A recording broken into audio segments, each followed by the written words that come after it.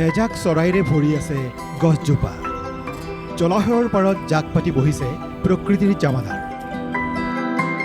এই বাৰীখনতে আছে শগুন জাকৰ বাঁহ। এয়া ঢকুৱাখনাৰ কঢ়াঘাটৰ দৃশ্য। এইখন ফুলেশ্বৰী দত্ত নামৰ এই মহিলাগৰাকীৰ বাৰী। তেওঁৰ বাৰীত 1989 চনতে বাঁহ লৈছিল শগুনে। ওচৰ চুবুৰীয়াই শগুনে বাঁহ লোৱা অশুভ বুলি মানুহগৰাকীক পতিয়ান নিওৱাৰ চেষ্টা কৰিছিল। কিন্তু প্ৰকৃতিৰ প্ৰতি থকা অগাধ ভালপোৱাৰ বাবেই শগুনবোৰ খেদোৱাৰ বা গছ বন কাটি পেলোৱাৰ কথা এবাৰো নাভাবিলে ফুলেশ্বৰী দত্তই। ৰাইজে শগুনখিনি ৰখাৰ পৰা দুই এটা কথা কৈছে। শগুন থাকিলে বেয়া, মানুহৰ বেয়া গুণ আছে শগুনৰ, তেনেকৈ বহুত প্ৰকল্পনা কৰে যদি সেইবিলাক মই আওকাণ কৰি পিনি তেওঁলোকক মই আশ্ৰয় দি ৰাখি আছোঁ আজি বহুত বছৰ পৰা, 1989 চনৰ পৰা। গতিকে তেওঁলোকৰ লগতে মই নিজৰ ল'ৰা ছোৱালীৰ দৰে তেওঁলোকক ভাবোঁ, কোনো হেৰি নকৰোঁ। কাৰণ সিহঁতৰ শগুনৰ 100 গুণৰ অধিকাৰী বুলি বহুতেই কয়। সেইটো ভাবিয়ে মই তেওঁলোকক পোহপাল দি আছোঁ। বিশ্ব বন্যপ্ৰাণী দিৱসৰ দিনটোত চৰ্চালৈ আহিল এই ব্যতিক্ৰমী মহিলাগৰাকী। ফুলেশ্বৰী দত্তৰ জীৱনৰ বহু ঘাত প্ৰতিঘাতৰ সুযোগ লৈ বাৰীৰ গছ কিনিবলৈ একাংশ বেপাৰী আহিছিল।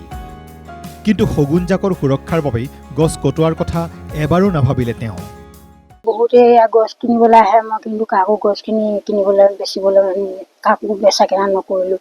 কাৰণ তেওঁলোকে যে বাসস্থান লৈ আছে সেইটো কাৰণে মই ৰাখিলোঁ, পক্ষীৰ কাৰণে। মহিলাগৰাকীৰ বাৰীৰ 3জোপা শিমলুত এতিয়া কমেও 60টা শগুনে বাঁহ সাজি আছে।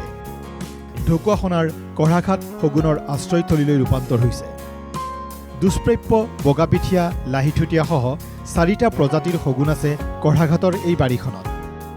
লাহে লাহে মহিলাগৰাকীৰ এই প্ৰকৃতি প্ৰেম কঢ়াঘাটৰ পৰা বাহিৰলৈ বিয়পি পৰিল। ৰাজ্যৰ উপৰি বহিৰাজ্যৰ প্ৰকৃতি প্ৰেমীও আহিল ফুলেশ্বৰী দত্তৰ বাৰীত শগুন পৰ্যবেক্ষণৰ বাবে। সহযোগিতা আগবঢ়ালে একাংশই। বাইদেৱে প্ৰায় 1990 দশকৰ পৰা শগুন সংৰক্ষণৰ লগত ওতঃপ্ৰোতভাৱে জড়িত হৈ আছে। তেখেতে 2টা দশক হৈ গ'ল শগুনৰ। এই গোটেই যাত্ৰাটো আমি সাক্ষী হৈছোঁ। বাইদেৱে কি ধৰণে শগুন সংৰক্ষণৰ বাবে কাম কৰি আহিছে। প্ৰথম অৱস্থাত 1টা শগুনৰ বাঁহ আছিল আৰু বৰ্তমানে 5টা শগুনৰ বাঁহ পোৱা গৈছে বাইদেউ ইয়াত। 3টা প্ৰজাতিৰ শগুন আছে বাইদেউ বাৰীখনত। হিমালয়ান গিফন যিটো পৰিভ্ৰমী হয়, সেই হিমালয়ান গিফনৰ সংখ্যাই আমি পৰিভ্ৰমীৰ সময়ত আমি আটাইতকৈ বেছি পাওঁ, য'ত 80টাতকৈ অধিক শগুন যোৱা বছৰ পাইছিলোঁ। আৰু এইবছৰ আমি এতিয়ালৈকে 50টাতকৈ অধিক শগুন আমি কাউণ্ট কৰিবলৈ সক্ষম হৈছোঁ। ইয়াৰ উপৰিও হোৱাইট ৰাম ভালচাৰৰ এইটো এটা স্থায়ী কলনী হয় আৰু বৰ্তমান সময়ত শেহতীয়াকৈ আমি চিলিণ্ডাৰবিল ভালচাৰ পাইছোঁ, যিটো আটাইতকৈ আশাৰ খবৰ। বৰ্তমান চেতিয়াগাঁও প্ৰাথমিক বিদ্যালয়ৰ শিক্ষয়িত্ৰী হিচাপে কৰ্মৰত ফুলেশ্বৰী দত্ত প্ৰকৃতি প্ৰেমীয়েই নহয়, অন্ধবিশ্বাসৰ বিৰুদ্ধেও এক প্ৰাচীৰ। ঢকুৱাখনাৰ পৰা পুলকজ্যোতি বৰাৰ ৰিপোৰ্ট, NK TV।